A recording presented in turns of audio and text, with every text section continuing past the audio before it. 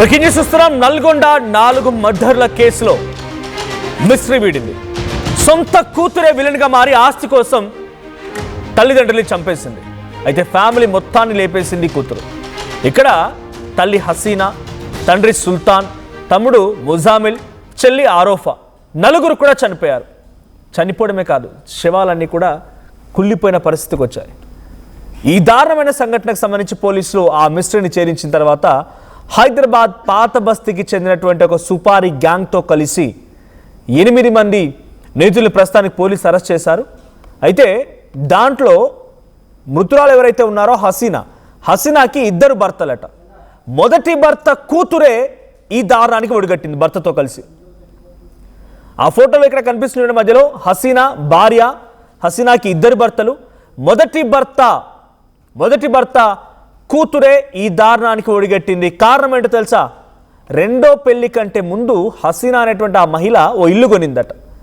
అయితే ఆ ఇల్లుని కన్నేసినటువంటి మొదటి భర్త కుమార్తె ఎలాగైనా సరే ఆ ఫ్యామిలీ మొత్తాన్ని లేపా ఇల్లు దక్కించుకోవాలని చెప్పి ఈ రకంగా ప్లాన్ చేసింది. గతంలో కూడా ఇంట్లో దొంగతనం చేసిందట కూతురు, అల్లుడు. 2 కలిసి స్కెచ్ పాల్పడ్డారు. 8 మంది పాత బస్తీ గ్యాంగ్తో సుపారీ ఇచ్చి మరి దారుణంగా హతమార్చారు. ఇక్కడ ఫోటోలో కనిపిస్తున్న వ్యక్తులు అందరూ కూడా చనిపోయారు. 4 వ్యక్తులు చనిపోయారు. హసీనా, ముజామిల్, అరీఫా, 4 చెల్లెలు, తమ్ముడు, తల్లి అంటే పినతండ్రి అంతా చనిపోయారు. హసీనా, సుల్తాన్, ముజామిల్, ఆరోఫా, 4 ఒకే సంఘటనలో ఇంట్లో చనిపోయి ఉండి ఏమాత్రం కూడా వాళ్ళను ఏమైందో అర్థం కాని పరిస్థితి. డైరెక్ట్గా ఆ మృతదేహాలు మొత్తం కూడా కుళ్ళిపోయిన సిచ్యువేషన్ ఉంది. ఇంతటి దారుణ పరిస్థితి ఎందుకు జరిగింది అని చెప్పి పోలీసులు క్లియర్గా ఇన్వెస్టిగేషన్ చేస్తే వీటి లింక్స్ అన్ని కూడా హైదరాబాద్ పాత బస్తీకి చేరుకున్నాయి. హైదరాబాద్ పాత బస్తీలోని 8 మంది సుపారీ గ్యాంగ్తో ఈ దారుణానికి తన మొదటి భర్త కుమార్తెనే చేసింది. అంటే కన్న కూతురే, కడుపున పుట్టిన కూతురే తల్లిని చంపింది. 2 తన చెల్లెలు, తమ్ముడిని చంపేసింది. పినతండ్రిని కూడా చంపేసింది. కేవలం ఒకే ఒక రీజన్, ఇంటి కోసం, ఆస్తి కోసమే. ఆస్తి ఆ తగాదాల విషయంలోనే దారుణమైన సంఘటన జరిగిందట. అటు హసీనా అనేటువంటి ఆ మహిళ మొదటి భర్త కుమార్తె మొదటి నుంచి బయటికి వచ్చి రెండో పెళ్లి చేసుకుంటూ ఉన్న సమయంలో రెండో పెళ్లిలో కంటే ముందే తను ఒక ఇల్లు కొనుక్కొని పెట్టుకుంది. ఆ ఇల్లు ఇప్పుడు రెండో కుటుంబానికి చెందుతుందని చెప్పి ఎలాగైనా ఆ కుటుంబం మొత్తాన్ని స్మాష్ చేసి ఆ ఇల్లు దక్కించుకోవాలని చెప్పి ఆ మొదటి భర్త కుమార్తె చేసినటువంటి నిర్వాకం ఇప్పుడు చర్చనీయాంశంగా మారింది. సో 4 ఫోటోలు చూస్తున్నాం మనం. మొదటి బాక్స్లో కనిపించే వ్యక్తి తమ్ముడు ముజామిల్, చెల్లెలు కింద కనిపించే ఫోటోలో ఉన్న అమ్మాయి ఆరోఫా, రైట్ సైడ్లో ఇక కింద బాక్స్లో కనిపించే ఆ మహిళ తల్లి హసీనా. సో హసీనా మొదటి భర్త కుమార్తె ఇప్పుడు ఈ దారుణానికి ఒడిగట్టింది. ఇక పైన ఫోటోలో కనబడుతున్న వ్యక్తి పినతండ్రి సుల్తాన్. సో దీనికి సంబంధించి మొత్తంగా ఇప్పుడు పోలీసులు 8 మంది అరెస్ట్ చేశారు. 8 మందిని కూడా అదుపులోకి తీసుకున్నారు. దీనికి సంబంధించి మరిన్ని డీటెయిల్స్ ప్రతినిధి చంద్రశేఖర్ అందిస్తారు.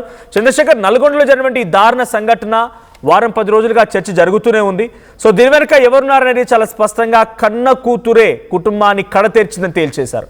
సో ఏం జరిగింది? దీని సీన్ రికన్స్ట్రక్షన్ సమయంలో పోలీసు ఎటువంటి విషయాలు వెల్లడించారు? ఎలా వీరిని హతమార్చారు? ఏ రకంగా వీరిని వారిని కొట్టారా, లేకపోతే ఇంకేం జరిగింది? 8 మంది సుపారీ గ్యాంగ్ ఏం చేసింది? మనోజ్, రాష్ట్ర వ్యాప్తంగా కలకలం సృష్టించినటువంటి నల్గొండ గ్రూప్ మర్డర్.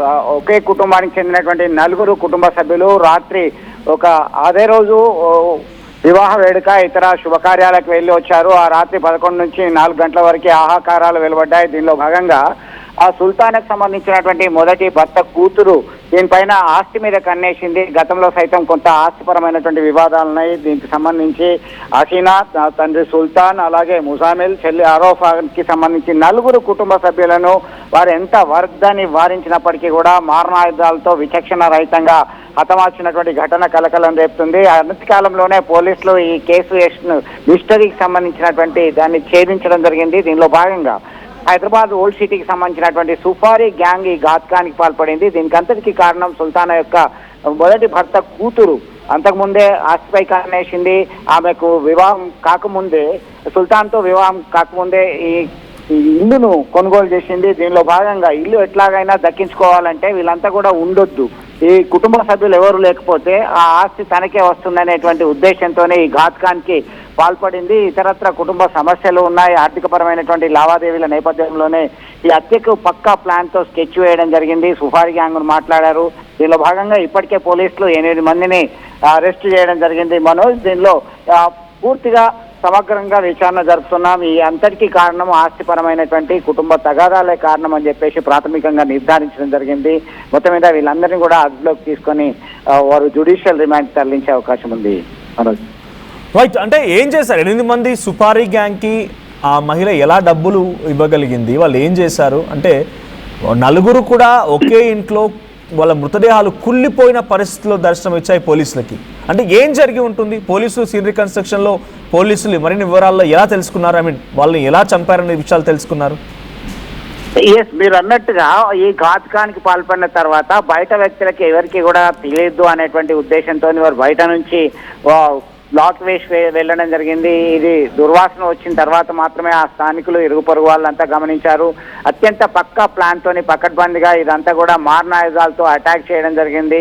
వీళ్ళందరినీ కూడా హతమారిస్తేనే తనకి ఆస్తి లభ్యమవుతుంది కాబట్టి ముందుగానే పక్కా ప్లాన్ తోని తన దగ్గర ఉన్నటువంటి కొంత అమౌంట్ ను చెల్లించి మళ్ళీ తర్వాత డీల్ సెటిల్ అయిన తర్వాత వీళ్ళందరినీ హతమార్చిన తర్వాత మిగతా డబ్బు ఇవ్వడానికి అంగీకారం కుదుర్చుకుంది. ముందుగానే ఒప్పందం ప్రకారం చేసినటువంటి ఈ ప్లాన్ తోని సుఫారీ గ్యాంగ్ చేసినటువంటి ఈ మర్డర్ విషయాన్ని పూర్తిగా వివరించడం జరిగింది. మారణాయుధాలని కత్తులు కటార్లతోని ఉపయోగించి వీరిని పాశవికంగా హతమార్చినట్టుగా ప్రాథమికంగా నిర్ధారించడం జరిగింది. Manoj, right, thank you Chandrashekhar. So మొత్తంగా నల్గొండలోని ఓ ఇంట్లో ఓ రోజున సడన్గా గుర్తుపట్టలేని పరిస్థితిలో మృతదేహాలన్నీ కూడా కుళ్ళిపోయిన పరిస్థితిలో కనిపించాయి. నలుగురు, తండ్రి, భార్యాభర్తలు, పిల్లలిద్దరు కూడా.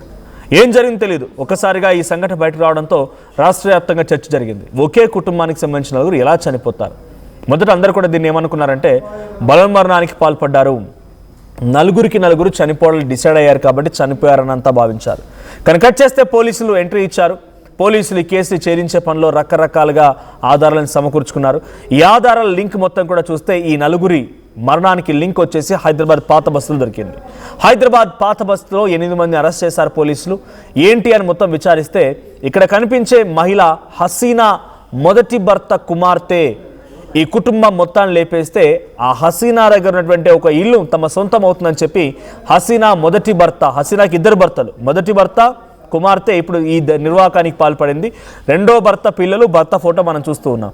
అయితే ఆ ఇంటిని ఎలాగైనా తను దక్కించుకోవాలనే ఒక దురుద్దేశంతోనే అటు మొదటి భర్త కుమార్తెకి పెళ్లి కూడా అయింది, అల్లుడున్నాడు. ఆ వ్యక్తితో కలిసి ఈ నిర్వాకానికి పాల్పడింది ఆ అమ్మాయి. 8 మందికి సుపారీ ఇచ్చి ఆ సుపారీ గ్యాంగ్ చేత ఈ దారానికి ఒడిగట్టించింది. అంటే హైదరాబాద్ పాత బస్తీలో సుపారీ గ్యాంగులు కూడా ఉన్నాయి. పైసలు ఇస్తే చంపడానికి కూడా తెగబడే వ్యక్తులు కూడా ఉన్నారు.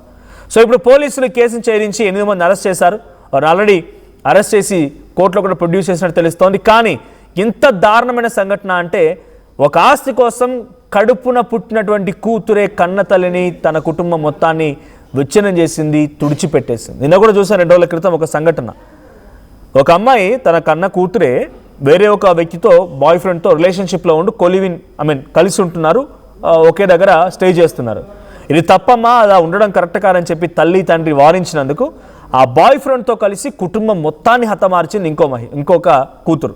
కడుపున పుట్టిన వాళ్ళే ఆస్తి కోసమో లేకపోతే ఇంకొక పిచ్చి వేషాల కోసమో ప్రేమికుడనో రకరకాల మాయలు పడిపోయి కుటుంబాన్నే చంపేస్తూ ఉన్నారంటే ఎంతటి దారుణమైన పరిస్థితి సమాజంలో మనం ఉన్నో అర్థం చేసుకోవచ్చు. ఇక్కడ హసీనా కడుపులో పుట్టినటువంటి ఆ కన్న కూతురు ఈరోజు హసీనానే కాదు, హసీనా 2 పిల్లలు అంటే తన 2 తమ్ముడు చెల్లెల్ని, పినతండ్రిని అందరినీ చంపేసింది. ఇప్పుడు ఆఖరికి వస్తే జైల్లో ఊసలు లెక్క పెట్టాల్సిన పరిస్థితి కూడా దారితీసింది. సో ఇటువంటి వాళ్ళు ఎలా శిక్షించాలి? ఇటువంటి వారికి ఎటువంటి శిక్షలు పెడితే బాగుంటుంది? మీ అభిప్రాయం ఏంటి ఈ కేసు పైన? కామెంట్ చేయండి.